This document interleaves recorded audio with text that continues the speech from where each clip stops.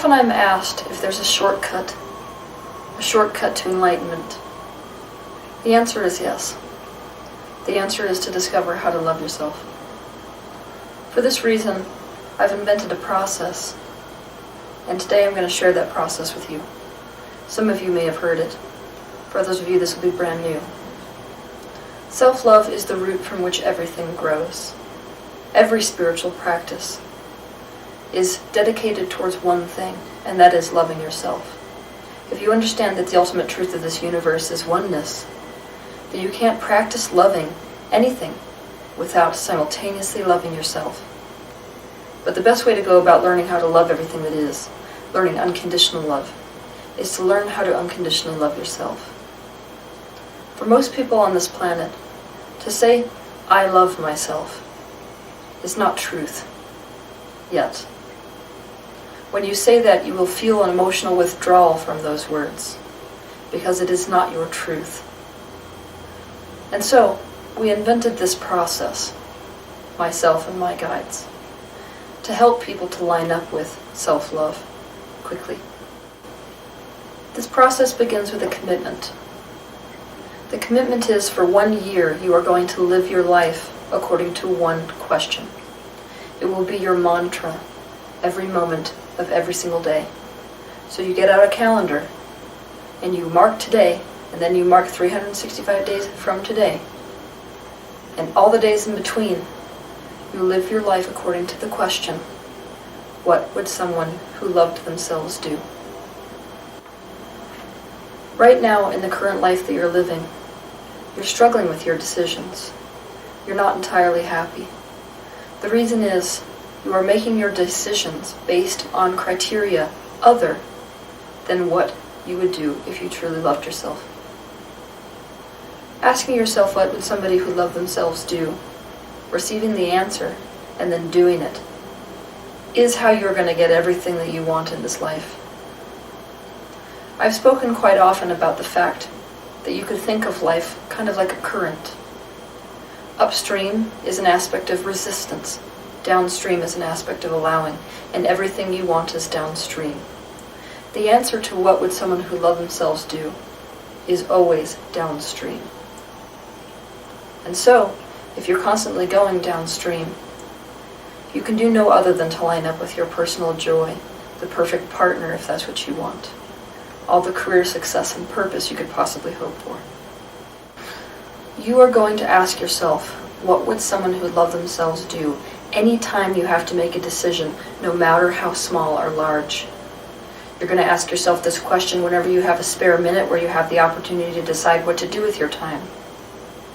Basically, all day, every day, for an entire year, you are going to live your life according to this one simple question. When you ask this question, the answer will come to you immediately. It will come as an immediate flash of intuition. I want to talk to you for a minute about intuition. Intuition is defined as immediate insight or understanding without conscious reasoning. Many of us have learned to tune out or to ignore our own intuition. Most of us have received negative messages from our parents, teachers, or peers which caused us to doubt our own intuition. By this point in your life, your intuition has most likely been obscured by the fears and beliefs that you have erected in front of it. But the good news is, though we may shut out the messages we receive from our true self, the true self continues to give them. So it is impossible to lose intuition. Intuition comes with a feeling of correctness and affirmation. It will come as a sudden knowing, a gut feeling, a thought, an image, an emotion, or a bodily sensation. It will be a quiet, clear, and often quick impression. Even if the message of intuition is about something negative, it will come across as being delivered in a neutral tone. This is because genuine intuitive guidance comes from the highest of perspectives, a place of love and freedom where fear does not exist. So if strong negative emotion is involved with an intuition, you should always be suspicious that you are either dealing solely with fear or that you have clouded an intuition with fear. Don't be worried that you're not going to know the answer to the question.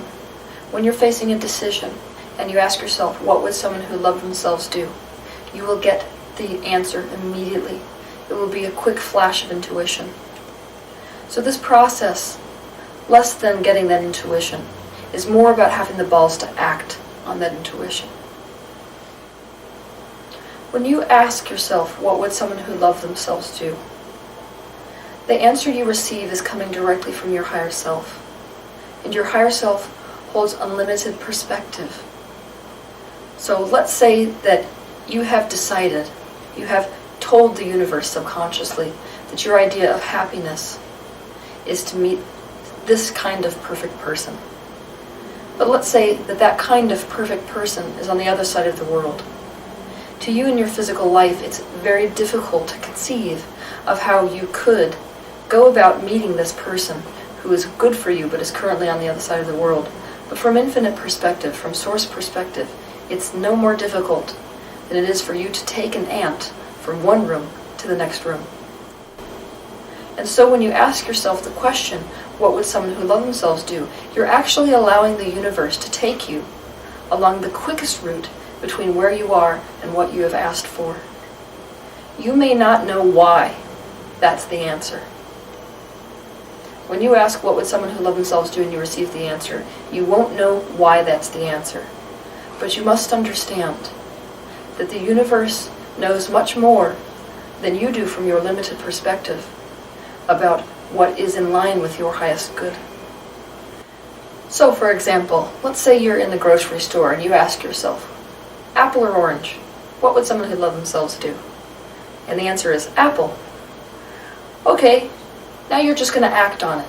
You're going to eat the apple. Right now you don't know why that's the answer. But your infinite, eternal self understands all the biochemical balance that is taking place within your body. And it understands that what's in line with your highest good and your joy is whatever is making up the apple versus the orange.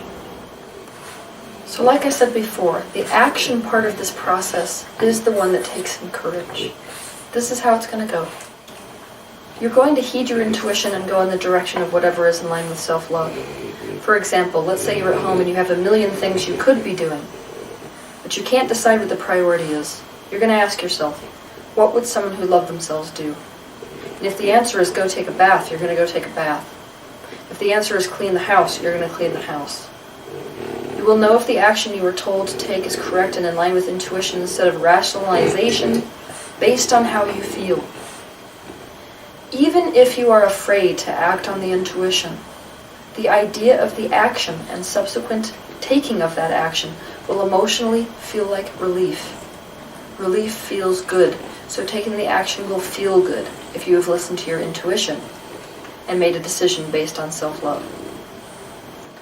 I want to stress to you that you are going to ask this question relative to every single moment of your life, especially decisions, no matter how mundane, no matter how important.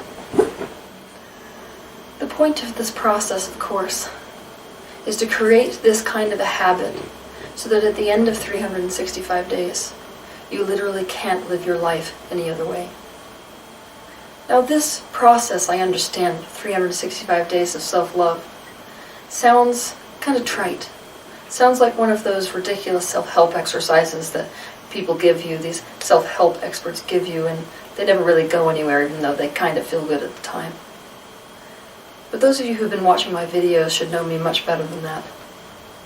What I love the most about this process is, it may sound like a small thing, but it is one of the most difficult processes you can possibly do. The reason is when you begin to go in the direction of self-love, every single thing that is in the way of your enlightenment, every single thing that is in the way of love in general in your life will come to the surface. You will be facing more of your demons than you can possibly imagine as a result of applying this process to your life. But if you continue to ask yourself, what would someone who loved themselves do? Instead of running up against those demons, you will flow around them. This process is the quickest route to get you to enlightenment, the quickest route to get you to self-love. So go try it out and have a good week.